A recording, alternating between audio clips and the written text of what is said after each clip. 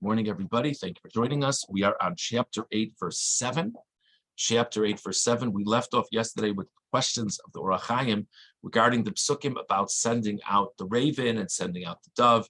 If you look at verses 7 and 8 and on, the way the raven is referenced in terms of being sent out is very different than the dove. And the dove comes back, and Noach sends out the dove again. It sounds like he's sending two birds out at the same time. It's very confusing.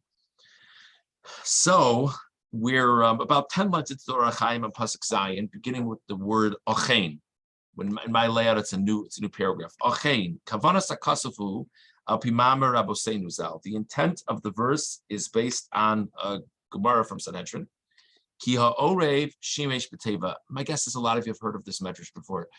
There's an idea that the raven had relations with its partner in the ark. So there weren't supposed to be relations in the ark. It's a famous idea. People have quoted this throughout the generations, that when others are in despair, how could you just live your life with all your normal pleasures, etc.?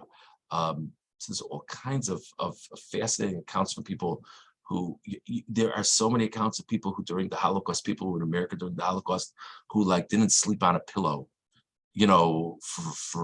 from the time they heard about the Holocaust, until the end of the war. And in other words, how could you just go to bed normally when who knows what's going on with your brothers and sisters somewhere else? In any event, the idea was that they weren't supposed to have sexual relations on the Teva. The world all around us is being destroyed, and we're just going to sit here and have, that kind of recreation. How could it be?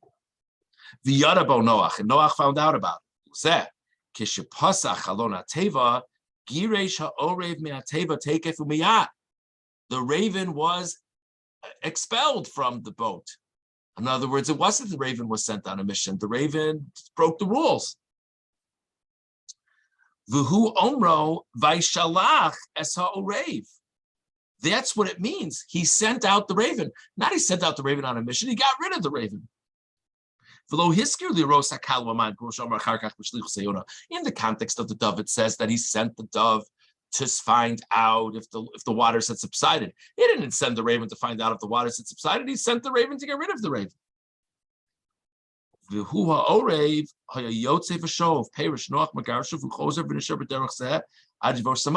And that's why it says by the raven that the raven kept on going back and forth, back and forth, back and forth. That the point is the raven kept on trying to come back, and Noach wasn't interested. So the point is it just kept on flying around, not going back and forth on a mission from Noach, just going back and forth. Forgive me, I can't pass this up. Meaning that Noach said to the raven, "Nevermore." Sorry. Okay. Okay. Ula Indian. Sorry, Scott. I see I paid you. Ula Indian shlichos liros hakalu shalach hayona v'omra v'shalach hayona meito. Therefore, by the dove it says he sent out the dove from with him. Perish b'shlichus lo liros hakalu amayim. He sent him out on this mission to see if the water subsided. V'davar zeh lo yochol leida me'orev li'yom shaya megurash v'lo b'shlichus. He wouldn't have found it out. He wouldn't have found it out from the raven. Okay, so he goes on, but I think we'll hold there for the Orach Chaim. So just an interesting perspective on the psukim. Very different thing going on with the two birds. Okay, verse 21. Vayarach Hashem es reach hanichoach. The waters have subsided. The dove did ultimately come back to show Noach the branch. Now it's they ultimately come out of the ark. Noach built an altar. Noach brings sacrifices on the altar, and we're ready to start the world over again now here. And now in verse 21, Vayarach Hashem es reach hanichoach. God smelled the fragrant scent. Vayomer Hashem el lipo, and God said, literally it's translated, God said to God's heart. Very interesting phrase. Well, we would say God said to himself. That's what we would say. I will no longer curse the land because of man. Because the inclination of the heart of man is bad from his youth. And I will not do this again to strike down all living things as I did this time. Okay, very famous pasuk. So God at this point says there's not going to be another flood. Two things jump out in this pasuk. One thing is, what exactly is God saying that the inclination of man is bad from his youth? What does that mean? Is that an excuse for man? Is that God doesn't expect anything good from man anyway? What are we saying exactly? And then the other thing is that phrase in the pasuk, God said to himself, what? Like, and if it would have just said God said, how would I have understood it? What's going on with that part of the pasuk? So let's start with the Ramban on pasuk Chaf Aleph. Vayomer Hashem el libo, lo gila hadavar l'navi bismanahu, rak biyom tzavoso es Moshe b'chsivas haTorah giloi love. Kikasher hikriv Noach karbano al l'fanav l'ratzon v'gaz Yosef lakos kol chai. So really interesting Ramban. The Ramban says, you know what it means that God said to his heart? What it means is that God didn't reveal it to any human being at that point in time. God didn't say it to Noach, but God made note of it to be revealed to a human being at a later juncture. Which human being did God relate it to? The human being who received the Torah from God, Moshe. So the first human being to whom God ever conveyed this sentiment, and by the way, that was clearly a reaction to Noach's offerings, was Moshe Rabbeinu. So that's what it means. Vayomer Hashem el libo. If it would have just said God said, it would imply that God said to Noach. Where God said, the point is God revealed it. When he revealed the Torah, this became revealed. Very interesting thing to think about. Okay, next Ramban. Bavur ha'adam. He says, I won't destroy the world again because of man. Ki bavuro nanshu. The reason why all these creatures were punished was because of the sin of mankind. V'im adam lo chata, hayahem nitzolen, afal pi sheishchisu gam heim darkam. So this is really interesting. I spoke incorrectly a moment ago. I spoke about mankind. We're not talking about mankind. We're talking about the first man. That if Adam had not committed his sin, those other people would have been saved. But because remember, it was only because of Adam's sin that there was even a concept of death to begin with, right? So this idea of annihilating life on the world is really a carry through from the sin of Adam and Chava. Now, that annihilation of them was only because of their specific sin in the story with the flood. But the fact that it's even a possibility to end their lives, and certainly on a mass scale, is only because of the initial sin of Adam. Interesting, also an interesting Ramban. And now the next Ramban, Kietzer Leva Adam Ram and Urav, Melamed Aleim Schos. God is saying something in favor of humanity. She'itzirasam betoldas ra'a b'mei urim v'lo b'mei hazikna. That in the youth of humanity, they start off in a bad way, but it's not necessarily that way when they're older. So there are now two reasons being given, according to Ramban in the pasuk, why God will not destroy all life on the world again. One reason is, wow, that's all just a carry through from Adam's original sin. That doesn't seem to be fair. One thing. Second thing is, let me give them time. A lot of times people start off their lives in a negative way, but if you give them enough time on this world, they can right their path.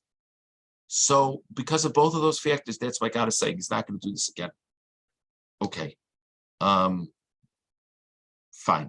That's the Ramban.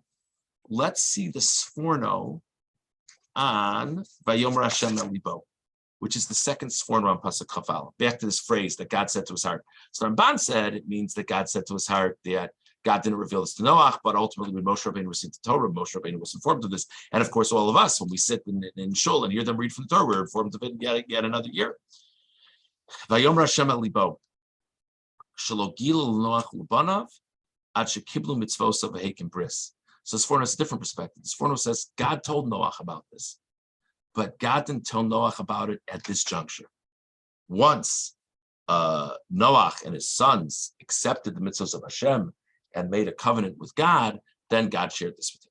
So that's the idea of God said it to his heart, that he sort of made note of the idea to be shared at a later point in time, but not waiting until the Torah was given to Moshe a much earlier time than that.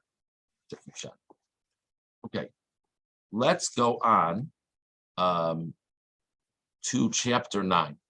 Chapter 9, verse 1. Again, this is in the aftermath. They're on land now. Noach has brought his offerings. God has decided not to destroy the world again. Chapter 9, verse 1. God blessed Noach and his sons. Vayomer lahem, and he said to them, Pruravu u'miluas haaretz, be fruitful and multiply and fill up the land. And you will rule over the creatures of this world. They'll have a fear of you. And now in verse 3, this was something not told to Adam and Chava. Noach is the first person to whom this is being told, that all creatures that are living you may eat. Remember, Noach is not a Jew, right? Noach is just a regular person. When we talk about the Noachite laws, we mean the sons of Noach, because Noach was not Jewish. Ki yerek esev nasati lachem es kol, like the grass of the field, I have given you everything. Same way that you can eat the vegetation in this world, you can start eating creatures, no problem. Why? Why is Noach allowed, does Noach and from Noach and on, allowed to kill animals, to eat from them, whereas for whatever reason it wasn't all right before? So interesting, Orach Chaim on Pasuk Gimel.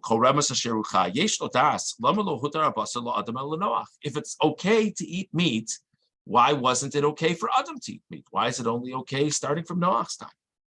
Veneer, it would appear Ki Noach Mishalo Nasnu Lo Gimel Sibos, that it's eminently logical that Noach should be allowed to eat meat, and he's sort of claiming what's rightfully his for three different reasons. Ha'echad, Sheba Emtsauso Matz Hashem L'Kayim Amin, V'Zulas Eloi Mekayim Min Aremes below Adam, U'Bazeh Zachahu B'hem.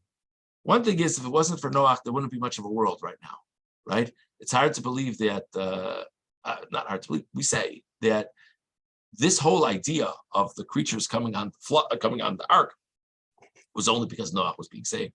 If there wouldn't be any people worthy of being saved, the animals wouldn't have been saved either. So they're only around to give the merit of Noach. Base. Shutarach b'hem. V'yaga b'tevu. V'tzeilumad. Kama yigios yaga b'hem. Second is he worked so hard for them, right? We know this famous thing. We put forth so much effort to care for their needs in the ark. Gimel, Shagarim b'mtzos korbano, shenitzrat Hashem v'nishma shelo yichras kol basar. Not only was his merits what saved the world, not only did he do so much for all these creatures on the ark, but only because of his offerings does God promise he's never going to do this again. So for all these reasons, if there's going to be a person who's not going to be allowed, or the rules are going to change, makes sense that it starts from Noach, that the rules change. Interesting, Orach Chaim. So we discussed Orach Chaim about the difference between Noach's interactions with the raven and the dove. We discussed the Ramban and the Sforno about what it means that God said to his heart. We discussed the Ramban about why God decides not to destroy humanity in the future. And we discussed the Orach Chaim regarding why Noach will be permitted to eat meat and not Adam.